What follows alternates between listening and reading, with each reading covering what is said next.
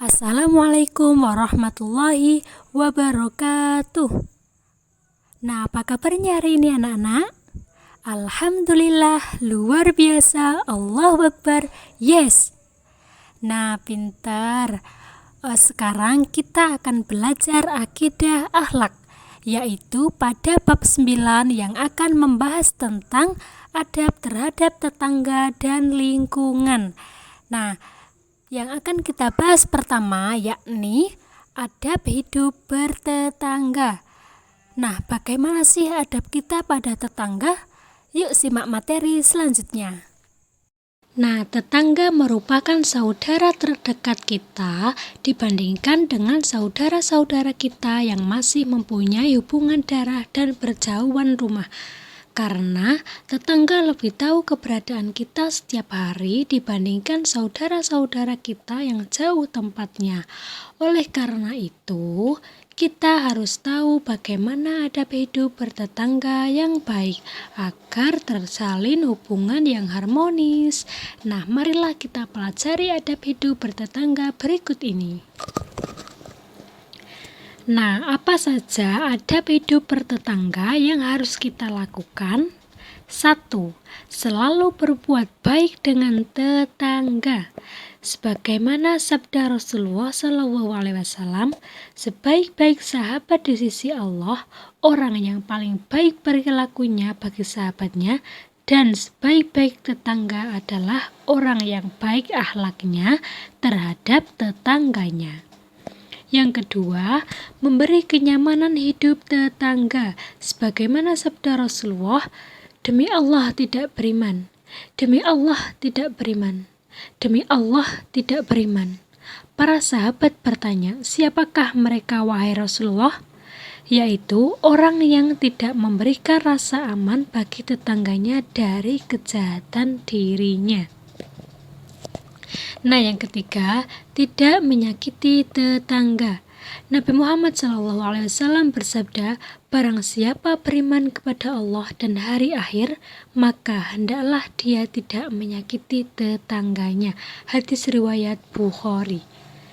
Yang keempat, tidak menyebarkan rahasianya.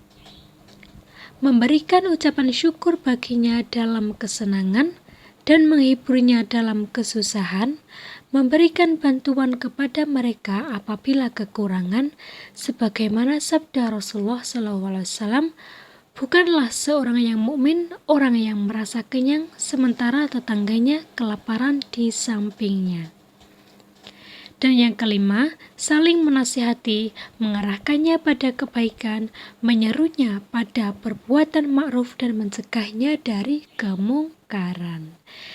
Dan yang keenam, yaitu saling bersilaturahim dan menjenguk mereka ketika sakit.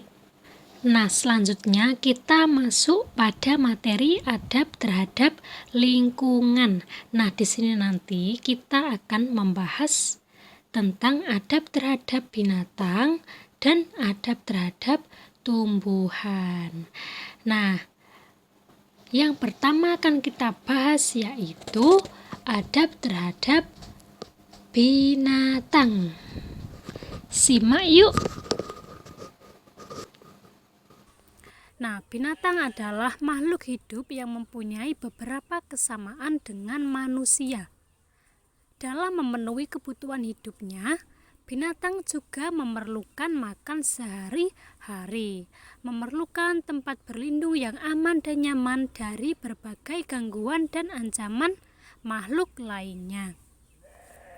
Nah, manusia yang diberikan kelebihan oleh Allah berupa akal dan keterampilan yang lebih baik dari binatang, harus bisa menjaga dan melestarikan binatang sekitarnya dengan baik. Manusia sebagai makhluk yang mempunyai akal sempurna, pikiran dan perasaannya harus bisa memberikan perlindungan yang baik kepada binatang, terutama kepada binatang yang dilindungi negara. Contohnya apa? Misalnya jerapah, gajah, komodo, dan burung cendrawasih. Nah, sikap perlindungan itu bisa ditunjukkan dengan cara tidak merusak lingkungan tempat tinggal hidup binatang, selalu menjaga kelestarian lingkungan sehingga habitatnya akan terpelihara dengan baik. Nah, di dalam agama Islam telah mengajarkan kita untuk berperilaku islami terhadap binatang dan tumbuhan. Bahkan Rasulullah SAW juga secara tegas melarang kita menyiksa binatang atau memperlakukan binatang semena-mena, karena itu hukumnya, dosanya sangat besar. Adapun adab Islami yang dapat kita lakukan terhadap binatang diantaranya: 1. Memperlakukan binatang dengan penuh kasih sayang, misalnya memberinya makan, minum, dan merawatnya jika sakit. Yang kedua, melindungi binatang yang dilindungi negara seperti komodo, gajah, jerapah, dan burung cendrawasih. Yang ketiga, tidak menyiksa binatang untuk kepuasan pribadi. Yang keempat, jika menyembelih binatang hendaknya dengan pisau yang tajam dan sesuai dengan syariat Islam. Yang kelima, menjaga ekosistem sebagai tempat hidup binatang. Yang ketujuh, menjaga binatang dan tidak menyakitinya. Dan yang terakhir, tidak menyiksa dan tidak menjadikannya sebagai hewan aduan. Nah, jika kita mampu menyayangi binatang dengan baik, itu pun akan berakibat baik terhadap kita sendiri.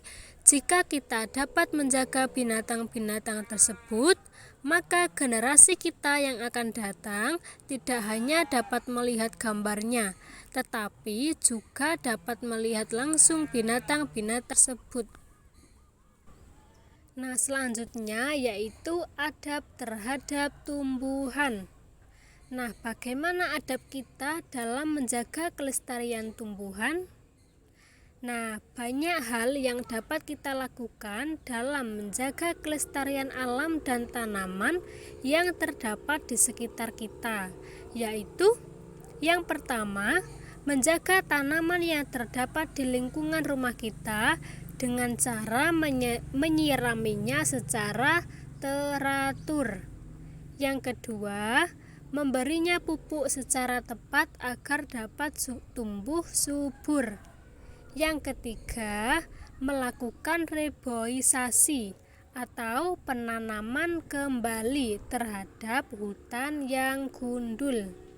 Yang keempat, menanami pantai dengan pohon bakau untuk mencegah terjadinya abrasi. Yang kelima, membantu perkembangbiakannya dengan cara pencangkokan, okulasi, dan penyemaian bibit unggul. Yang keenam, tidak menebang tumbuhan secara sembarangan karena akan berakibat banjir. Yang ketujuh, menjaga kelangsungan hidup tumbuhan dengan cara menanam kembali tunas-tunasnya. Namun, ternyata banyak manusia yang kurang pandai bersyukur. Ia terlalu serakah. Nah, keserakahannya sering menimbulkan kerusakan. Hutan yang dulunya sangat lebat dan terjaga mulai banyak yang gundul. Para penebang hutan dengan seenaknya merusak kawasan yang seharusnya dilindungi. Padahal Allah telah mengingatkan kita akan akibat dari kerusakan yang diperbuat manusia.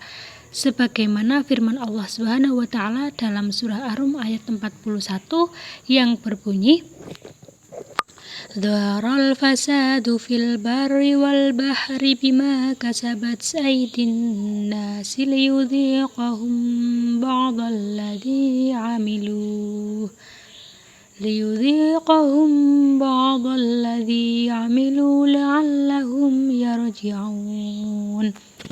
Yang artinya, telah nampak kerusakan di darat dan di laut disebabkan karena perbuatan tangan manusia. supaya Allah merasakan kepada mereka sebagian dari akibat perbuatan mereka, agar mereka kembali ke jalan yang benar. Quran Surah Ar-Rum ayat 41. Nah, di antara bencana yang akan terjadi karena ulah manusia adalah 1. Tanah longsor. Disebabkan hutan yang dulunya sangat lebat dengan pohon-pohon yang besar sudah ditebangi dan dijual. Sehingga ketika hujan lebat, tanah yang ada di bukit tersebut tidak punya kekuatan untuk menahan derasnya air. Tanah longsor pun tidak dapat dihindarkan.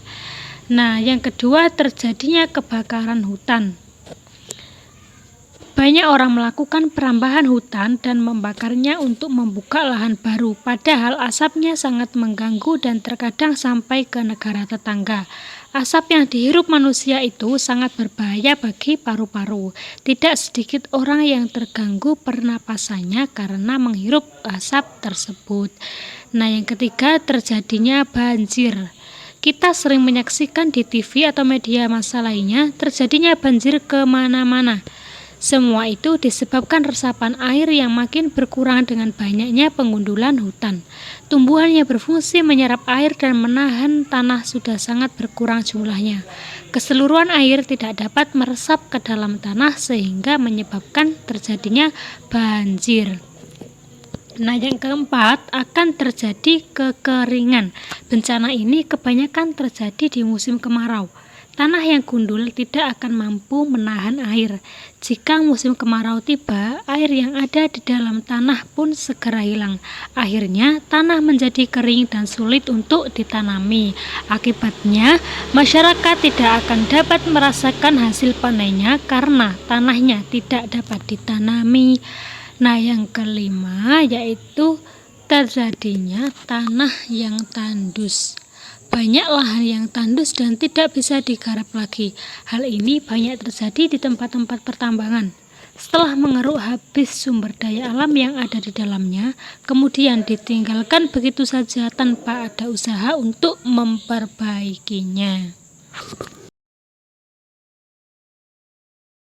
Allah Subhanahu wa Ta'ala memerintahkan kita untuk menjaga kelestarian lingkungan sekitar dengan cara menjaga tanaman dan pepohonan yang ada di sekitar kita.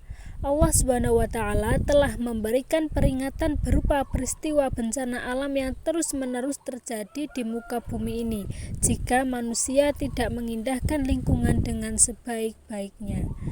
Dalam Al-Quran Surah Al-An'am ayat 38, Allah Subhanahu wa Ta'ala menegaskan, "Wa ma min dabbatin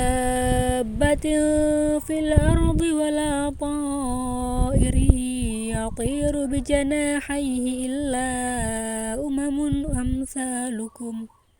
Ma faratna fil kitabi min syai'in thumma ila rabbihim yuhsyarun."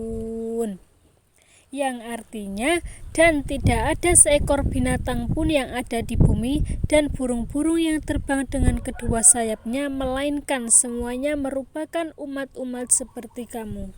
Tidak ada sesuatu pun yang kami luputkan di dalam kitab, kemudian kepada Tuhan mereka dikumpulkan. Quran Surah Al-An'am ayat 38.